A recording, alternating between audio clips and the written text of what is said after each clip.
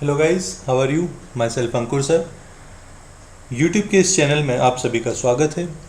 और गाइस, अगर मैं बात करूं करंट वीडियो की, तो present video is related with class 12th NCERT based P block chapter.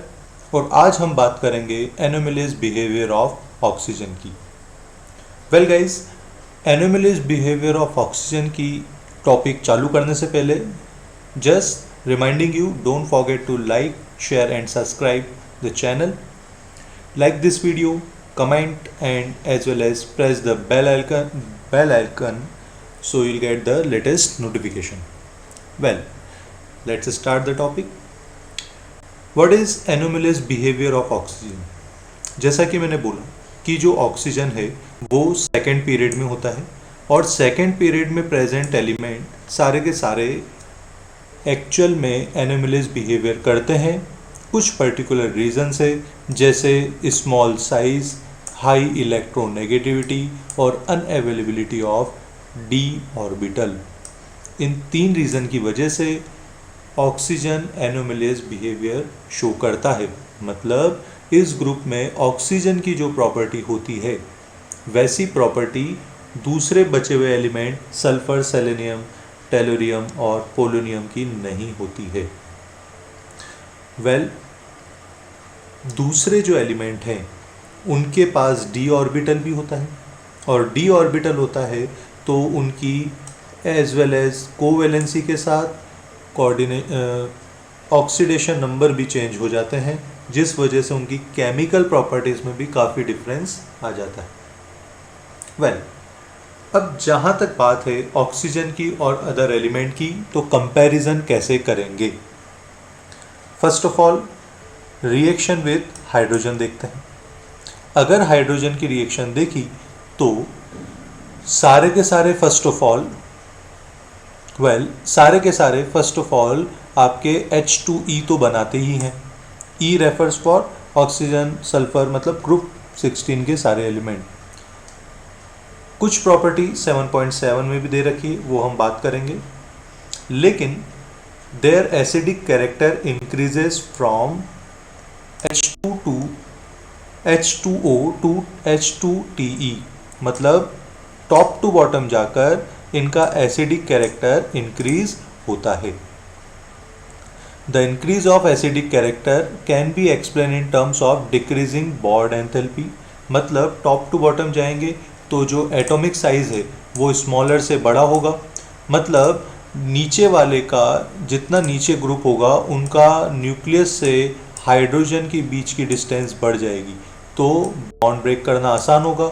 Bond break करना आसान होगा मतलब इजीली हाइड्रोजन जाएगा, राइट। तो इजीली टॉप टू बॉटम जाके हाइड्रोजन जाने की टेंडेंसी बढ़ती है, तो हाइड्रोजन जो डोनेट करेगा उनका एसिडिक स्ट्रेंथ भी बढ़ेगा।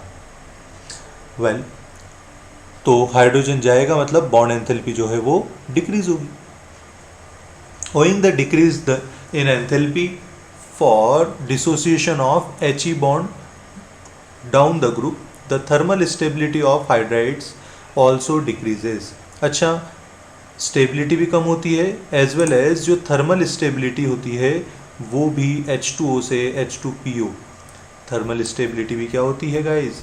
डिक्रीज होती है। ठीक है, थर्मल स्टेबिलिटी डिक्रीजेज।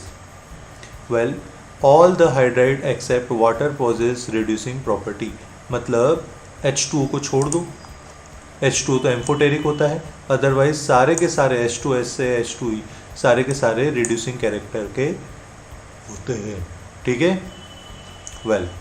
अब बात करें टेबल की, तो melting point obviously top to bottom जाके डिक्रीज होगा, लेकिन यहाँ पर इंक्रीज होगा क्योंकि H2O को आप छोड़ दें तो बचे हुए हाइड्रेट्स का एक्चुअली में हाइड्रोजन का एक बॉन्ड बनता है, हाइड्रोजन बॉन्ड। तो मेल्टिंग पॉइंट H2O का इतना ज़्यादा क्यों हो जाएगा या बॉइलिंग पॉइंट H2O का इतना ज़्यादा क्यों हो जाएगा? Just due to hydrogen bond. Hydrogen bond केवल H2O में ही बनता है, बाकी सब में हाइड्रोजन बॉन्ड नहीं बनता है। ठीक है, डिस्टेंस टॉप टू बॉटम जाके बढ़ेगा, एंगल टॉप टू बॉटम जाके कम होगा। ठीक है, क्योंकि इलेक्ट्रॉन नेगेटिविटी कम होगी। एंथैल्पी चेंज अगर मैं बात करूं तो एंथैल्पी H2 की बहुत ज़्यादा होगी, fusion enthalpy otherwise top to bottom जाके इंक्रीज होगी। तो यहाँ पर केवल हाइड्राइड्स ऑक्सीजन का ही अलग बिहेवियर करता है, ऑक्सीजन का हाइड्राइड मतलब वाटर, बाकी सब की प्रॉपर्टी एज यूजुअल होती है। ठीक है, अगर रिएक्शन विथ ऑक्सीजन की बात की जाए तो रिएक्शन ऑफ ऑक्सीजन सारे के सारे जो है ऑक्सीजन के साथ मिलकर तो ओजोन बनाता है और सारे के सारे ऑक्सीजन बनाते हैं। All these elements form oxide EO2 और EO3, सारे के सारे मिलकर क्या बनाते हैं, EO2 और EO3 टाइप के। Sulphur dioxide are the gas, selenium dioxide is solid. ये छोटी सी बात आप याद रखें कि सेलेनियम डाइऑक्साइड SeO2 क्या है, सॉलिड है। Reducing property of dioxide decreases, top to bottom जाके रिड्यूसिंग प्रॉपर्टी क्या होती है, डिक्रीज होती है। SO2 is reducing while TiO2 is oxidizing agent. Beside EO2 type sulfur, selenium and tellurium also EO3 type of oxide. ये तो छोटी सी बात है, बट आप ध्यान रखेंगे इसमें कि both type of oxides are acidic in nature. चाहे ऑक्साइड का कोई सा भी टाइप हो, वो एसिडिक इन नेचर होगा ही होगा। ठीक है, रिएक्टिविटी टूवर्ड्स हेलोजन देखेंगे। अब देखो हेलोजन -1 होता है और ये होता है +2 +4 +6, तो अल्टीमेटली पॉसिबल कंपाउंड्स क्या बन जाएंगे, EX6 EX4 और EX2। ठीक है, और E यहाँ पे क्या है, हमारे ग्रुप 16 के elements. Stability of halides decreases by fluorine towards iodine ion. और हेक्साएलिट्स जो हैं, इनके hexahalides hexafluoride are the only stable halide, मतलब फ्लोरीन ही केवल F6 की फॉर्म में जुड़ेगा, अदरवाइज बाकी सब क्योंकि इलेक्ट्रॉन नेगेटिविटी हाई होती है, atomic sizes chlorine bromine iodine की एटॉमिक साइज ज़्यादा होती है, इस वजह से वो हेक्सा फॉर्म नहीं बना पाते ग्रुप 16 के साथ। All hexafluorides are gases in nature, okay, they have octahedral structure. Octahedral structure मतलब आपके लेट से यहाँ पर ऑक्टाहेड्रल स्ट्रक्चर आपको पता ही होगा कि हेक्सा फॉर्म में बनता है। तो यहाँ पर अगर हेक्सा हैलाइड की बात करें तो 1 2 3 4 5 6 फॉर्म में ऑक्टाहेड्रल स्ट्रक्चर बन सकता है। Sulphur hexafluoride SF6 is exceptionally stable for steric reason. Steric reason मतलब SF6 जो है वो स्टेबल होता है। Among tetrafluorides SF4 is gas, SeF4 is liquid and TeF4 is solid. ये क्वेश्चन में आपके आ सकता है, इतना ज़्यादा हार्ड एंड फास्ट नहीं इसको ध्यान रखने का, बट आप ध्यान रखना कि इनका हाइब्रिडाइजेशन sp3d होता है।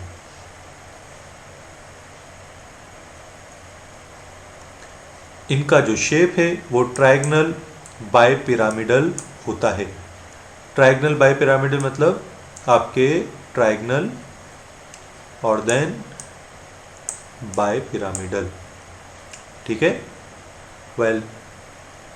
एक लोन पेयर भी होता है, इस वजह से इनका जो शेप होता है वो सीसो होता है। मतलब अगर आप शेप की बात करें, एंगल की बात करें, तो केमिकल बॉन्डिंग के थ्रू आप इजीली ये केमिकल बॉन्डिंग जो 11 चैप्टर में होता है उसके लॉजिक के थ्रू इजीली आप ये समझ सकते हैं। ठीक है, all element except oxygen forms dichloride and dibromide. ठीक है, this halide are form sp3 hybridisation. तो आपको अल्टीमेटली करना क्या है, पहले आपको देखना है कौन कौन से बॉन्ड फॉर्म हो जाएंगे, कौन कौन से मॉलिक्यूल्स बनाएंगे जो डिपेंड करेंगे उसकी ऑक्सीडेशन स्टेट पर, और उसके बाद में जस्ट एक्सेप्शनल याद रखने की, जैसे ऑक्सीजन केवल हैलाइड के साथ डाइब्रोमाइड के साथ नहीं बनाता, बाकी सब बनाते हैं। एग्जाम्पल, ये सारे के सारे एग्जाम्पल, ये सारे के सारे डाइमेरिक हैलाइड्स जो कि डीप्रपोर्शनेशन रिएक्शन करते हैं, लाइक SeCl2 SeCl4 और Fe। मतलब यहाँ पर +2 +4 +2 +4 और 0 में कन्वर्ट हो जाएगा। ठीक है, अब जैसे एग्जाम्पल भी है कि H2S is less acidic then H2TE। क्यों? क्योंकि जैसे जैसे टॉप टू बॉटम जाते हैं एसिडिक कैरेक्टर इंक्रीज होता है, इस वजह से। That's it. ठीक है गाइस, तो ये तो बात हुई हमारे एनोमलियस बिहेवियर ऑफ ऑक्सीजन की और कुछ केमिकल ट्रेंड्स की। वेल इसमें एक छोटी सी बात, एनोमलियस बिहेवियर ऑक्सीजन में छोटी सी बात मैं बता दूं कि ऑक्सीजन जो है वो डाई एटॉमिक फॉर्म में ज़्यादा स्टेबल होता है। अदरवाइज अदर एलिमेंट जैसे मल्टीपल एटॉमिक बना सकते हैं, जैसे एसिड वगैरह एंड ऑल दिस। तो एक छोटी छोटी सी बात आपको याद रखनी होगी। वेल तो रिएक्शन आपने हाइड्रोजन के साथ देखी, ऑक्सीजन के साथ देखी, हेलोजन के साथ देखी। अब बात करते हैं डाई ऑक्सीजन गैस की। जैसा कि अभी तो ग्रुप 16 के एलिमेंट्स के बारे में जनरली हमने पढ़ा। अब डाई ऑक्सीजन गैस आखिर बोलती क्या है? Well first of all preparation मतलब ऑक्सीजन का रिलीज होना। ऑक्सीजन का रिलीज होना मतलब कैसे हमारे अल्टीमेटली प्रोडक्ट में अगर ऑक्सीजन होगा तो रिएक्टेंट में ऑक्साइड या पेरोक्साइड की फॉर्म तो होगी ही होगी। वेल KClO3 से पहला हम ऑक्सीजन लेबोरेटरी में बनाते हैं जो KCl+O2 बनाता है। Thermal decomposition of oxide of metals जैसे Ag2O, HgO, Pb3O4, PbO2, इन सभी की वजह से हमें ऑक्सीजन मिलती है। और बहुत सारे रिएक्शन में आपने देखा होगा कि ऑक्सीजन तो बहुत सारे रिएक्शन में बाद में प्रोडक्ट में मिलती है। वेल अभी बात करी जा रही है लेबोरेटरी मेथड की, पर अगर लेबोरेटरी मेथड नहीं पूछा जाए तो आप कोई सी भी रिएक्शन लिख सकते हैं जिससे हमें ऑक्सीजन फॉर्म हो सकती है। हाइड्रोजन पेरोक्साइड से भी most famous reaction, hydrogen peroxide से भी H2O+O2 मिलती है, मतलब डाई ऑक्सीजन गैस हमें मिलती है। अगर लार्ज स्केल पे हम पानी से या एयर से ऑक्सीजन बना सकते हैं। पानी H2O और एयर में भी ऑक्सीजन प्रेजेंस होती है। इवन दो पानी का तो इलेक्ट्रोलाइसिस भी कर सकते हैं, तो हमें ऑक्सीजन एनोड पर मिल जाएगी।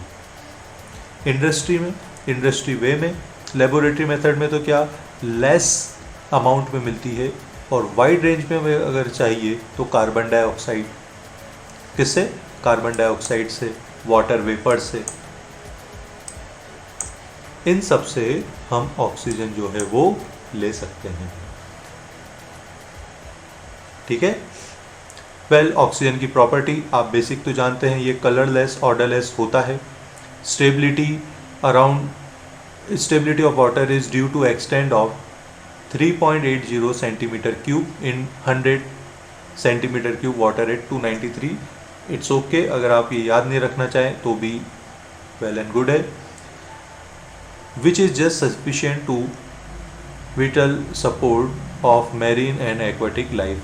It liquefies at 90 Kelvin and freezes at 55 Kelvin. इससे ज़्यादा इम्पॉर्टेंट आप इनके आइसोटॉप याद रखेंगे कि ऑक्सीजन 16, 17, 18 की फॉर्म में प्रेजेंस होता है, O2 की फॉर्म में सबसे ज़्यादा स्टेबल होता है, और O2 का नेचर पैरामैग्नेटिक होता है। ठीक है। वेल जो डाई ऑक्सीजन है, कहाँ कहाँ ऑक्साइड मिलते हैं? दुनिया भर के ऑक्साइड मिलते हैं। मेटल ऑक्साइड मिलते हैं, नॉन मेटल के फॉर्म में ऑक्साइड मिलते हैं। तो आप किसी भी मेटल को या नॉन मेटल को ऑक्सीजन के साथ जोड़ के इसकी रिएक्शंस समझ सकते हैं। जैसे कैल्शियम को O के साथ जोड़ा, CaO बनेगा। अब आपको केवल क्या करना है कि मेटल या नॉन मेटल की आपको मेटल या नॉन मेटल की ऑक्सीडेशन स्टेट ही तो याद रखनी है। अगर ऑक्सीडेशन स्टेट याद रखेंगे तो इससे आपको इजीली ऑक्साइड्स फॉर्म मिल जाएंगे। जैसे Ca+O2 CaO, अब Al की +3 होती है तो L2O3 बना, P4 तो P4O10 बना, कार्बन डाइऑक्साइड ZNO और SO2, दो ऑक्साइड फॉर्म बन गए। CH4+O2 CO2+H2। और सम कंपाउंड्स आर कैटालिटिक ऑक्साइड्स, मतलब कुछ कैटालिस्ट की ज़रूरत पड़ती है, उसके प्रेजेंस में ऑक्साइड से रिएक्शन करते हैं। जैसे SO2+O2 वेनेडियम पेंटाऑक्साइड तो SO3 बनेगा। आपका HCl+O2 CuCl2 के प्रेजेंस में आपका H2O बनेगा। राइट। तो ये बात हुई ऑक्सीजन की। एक क्विक रिव्यू करते हैं ऑक्सीजन का। फर्स्ट ऑफ ऑल ऑक्सीजन की प्रिपरेशन, लेबोरेटरी और इंडस्ट्री। तो प्रिपरेशन में 3 टाइप की लेबोरेटरी रिएक्शन है। आँख बंद करें, सोचें कौन कौन सी थी।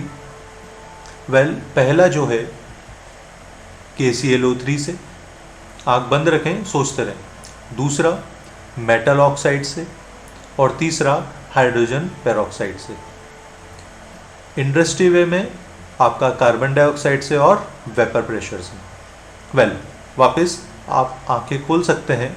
अब देखें वापस प्रिपरेशन ऑफ डाई ऑक्सीजन, पहला KClO3 से, दूसरा मेटल ऑक्साइड से, तीसरा हाइड्रोजन पेरोक्साइड से, और इंडस्ट्री वे में कार्बन डाइऑक्साइड से और वाटर वेपर से। ठीक है। कुछ प्रॉपर्टी जैसे डाइऑक्सीजन कलरलेस ऑर्डरलेस गैस होती है, ये तो आपको याद ही है। पानी में सॉल्युबल भी होती है, ये भी आपको याद है। लेकिन 2 बातें आपको याद ज़्यादा रखनी है कि ऑक्सीजन के 3 आइसोटॉप होते हैं, 16, 17, 18, और ऑक्सीजन का जो मैग्नेटिक बिहेवियर होता है वो होता है पैरामैग्नेटिक।